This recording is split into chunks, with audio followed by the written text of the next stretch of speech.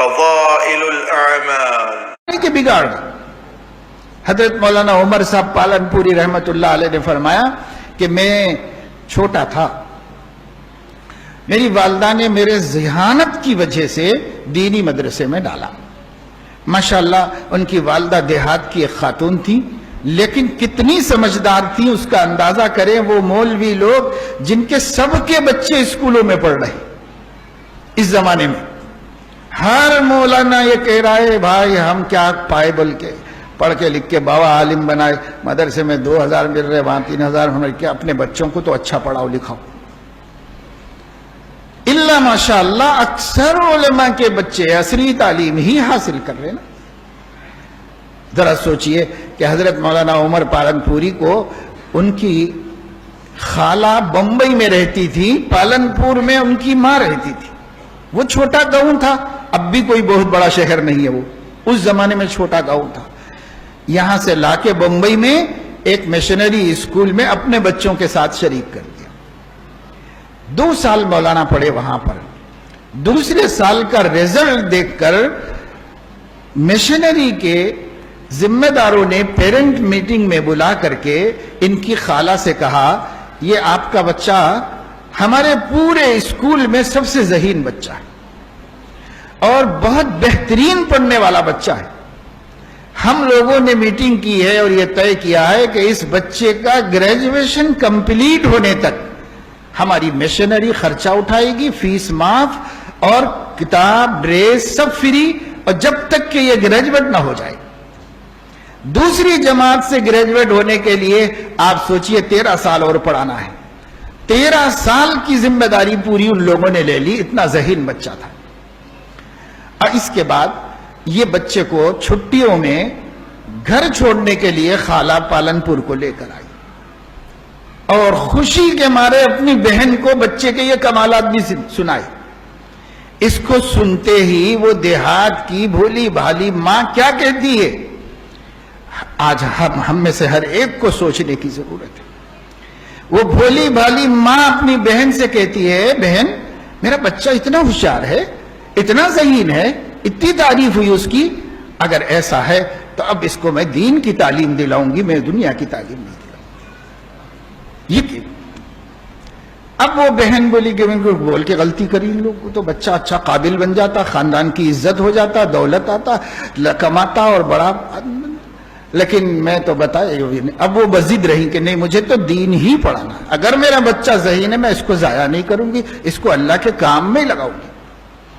چنانچہ اس ماں کی قبر کو اللہ تعالی ٹھنڈی فرمائے، جس ماں نے امت کو ایسا بڑا عالم دیا، آج اس مدرسے میں ڈال دیا۔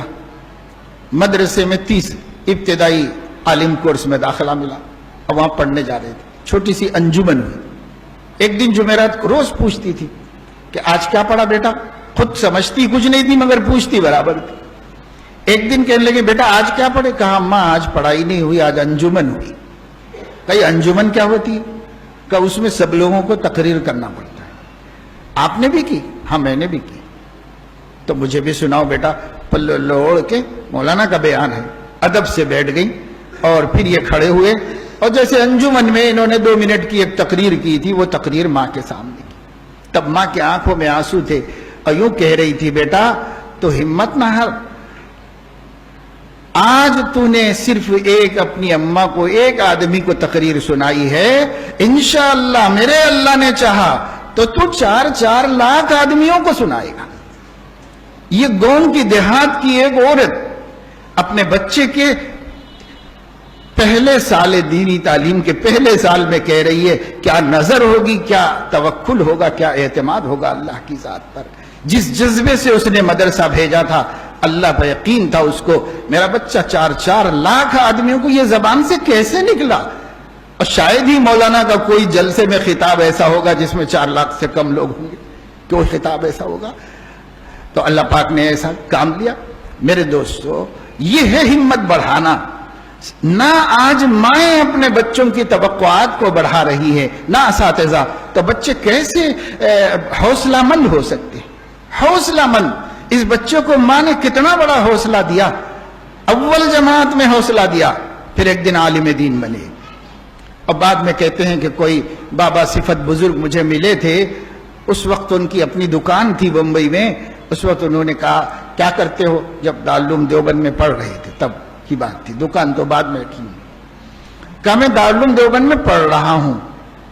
تو اس اللہ والے نے جو مجذوب صفت کوئی بزرگ تھے، انہوں نے مولانا سے کہا کہ اچھا تم علم دین حاصل کر رہے ہو، قرآن بہت کثرت سے پڑھا کرو اور قرآن کریم میں تدبر کیا کرو، خدا تمہاری زبان میں اثر دے گا۔